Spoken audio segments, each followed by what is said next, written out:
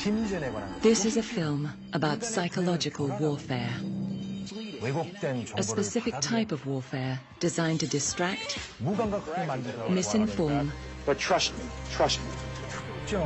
and anesthetize the brain.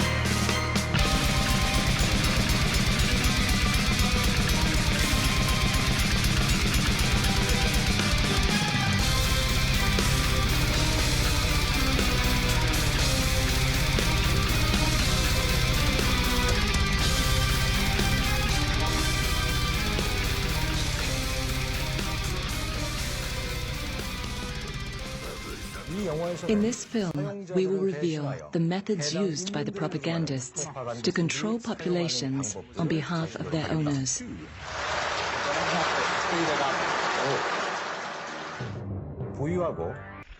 Ladies and gentlemen, welcome to the Gas Party. I am your host, Dead Breath. Tonight, I hope to demonstrate what seem as the most shocking elements of our situation. And though you might question the very premise, that is, you might not feel very shocked or disturbed sitting comfortably as you likely are, it would still be my pleasure to help you reflect on what I see as a glaring misapprehension. By now you've surely noticed my mask. Despite its mere symbolism, it represents an awareness that I hope to pass on to you. And if nothing else, I should at least entertain you. But focus your attention, ladies and gentlemen, for I worry that what's left of it may have been numbed to indifference despite an assault on your very consciousness. That is, I fear your complacence is artificial, and worse, I fear it was engineered to leave you at a disadvantage. And if you are not careful, I think a sinister influence can and will seep into your volition. Hopefully, I'll be able to demonstrate. But tonight I should not want to speak too abstractly or depressively, so I suggest we discuss female attractiveness, of all things. To be clear, I am searching for the root of female attractiveness, but what are the essential elements? And which of them, if any, are merely subjective? Is a woman's beauty essential? Is her physique? If you think so, you might be surprised to discover how the popular image of an attractive female has changed over time, and how it varies across individuals and cultures. More locally, it was not long ago that voluptuous women like Marilyn Monroe furnished the collective fantasies of many men. How now does someone like even Kate Upton compare? I hope it will become clear to you that there is much subjectivity in female attractiveness, and I should also hope you might accept my contention that the essential element of female attractiveness is one's merely being female. Consider as evidence, perhaps, how the male eye is almost naturally trained to seek out the female figure. However, besides one's observable gender, I should also like to draw your attention to the danger of the malleability of these remaining subjective elements. That is, given the apparent range of variables that constitute subjective attractiveness, are we free to perceive it? Consider this question and watch this clip. This is consumerism. Many of the biggest celebrities have no talent at all. This very famous woman is called Miss Katie Price. Her brand name is Jordan. And despite my research, it seems clear that she doesn't actually do anything.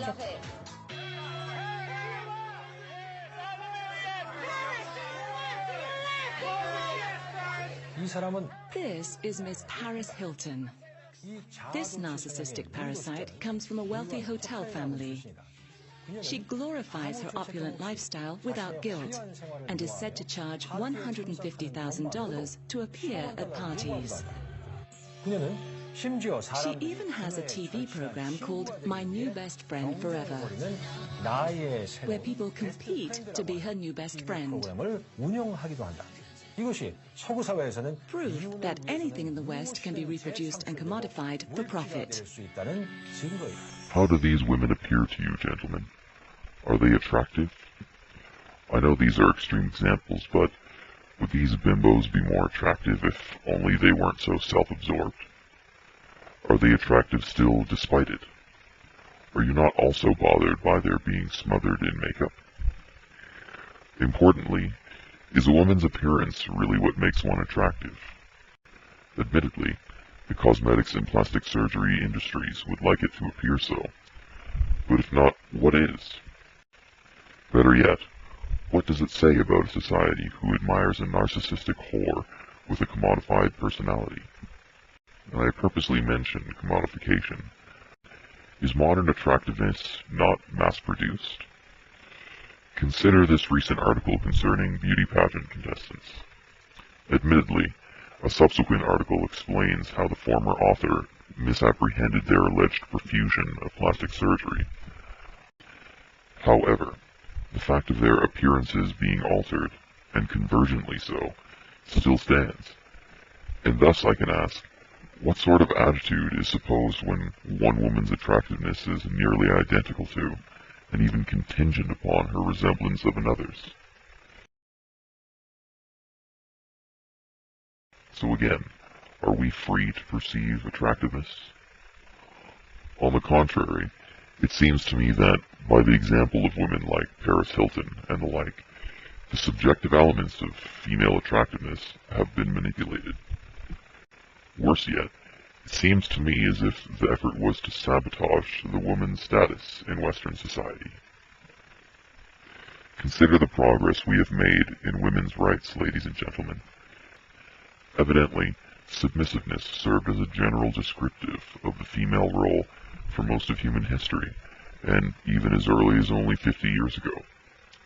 But humanity has since enabled women like Margaret Thatcher, Roberta Bondar, and Sandra Day O'Connor to do what they did. And arguably, these women have influenced what many men find attractive or unattractive today. So then, how do we explain this phenomenon, ladies and gentlemen? I mean, is Paris Hilton the zenith of women's rights? Is she even a good example of female empowerment? Personally, I think you needn't see more than South Park's episode entitled Stupid Spoiled Whore Video Playset to imagine the implications of idolizing and commodifying Hilton's behavior. But can we actually observe similar effects? Apart from the immodest, self-absorbed ignoramuses that these behaviors imitate, do these women appear empowered to you? If not, do you think it at least makes them attractive? I must admit that perhaps there is something about boots and leggings that enhances the female figure, but does this not still objectify the female? Is the duck face not a visual simulation of fellatio? And if this behavior isn't intrinsically attractive, why is it embraced and imitated as if it were? Most importantly, is female sexuality a proper means of empowerment? Better yet, why is there such bizarre conformity given so much available freedom? You might argue that freedom is yet unavailable, though Thatcher, Bondar, and O'Connor and the like suggest the contrary. And perhaps you could even expect these women to justify their behavior by the freedom to express one's sexuality. And I cannot deny them this. But I ask you, how much freedom is there in such conformity, ladies and gentlemen? And still, given what we've just seen, how free are we really to perceive attractiveness? By now, I hope the complacent atmosphere of your mind is beginning to diffuse, and a clear resolution of the diligence one needs to operate free from bias is setting in. But if all this seems nonsensical to you, be reassured that you needn't worry. I hope the simple novelty of my monologue was enough to entertain you. Just laugh, think what silliness this was, and remember to breathe deeply and freely into that same sense of complacence, as one is never sure when they take their last free breaths.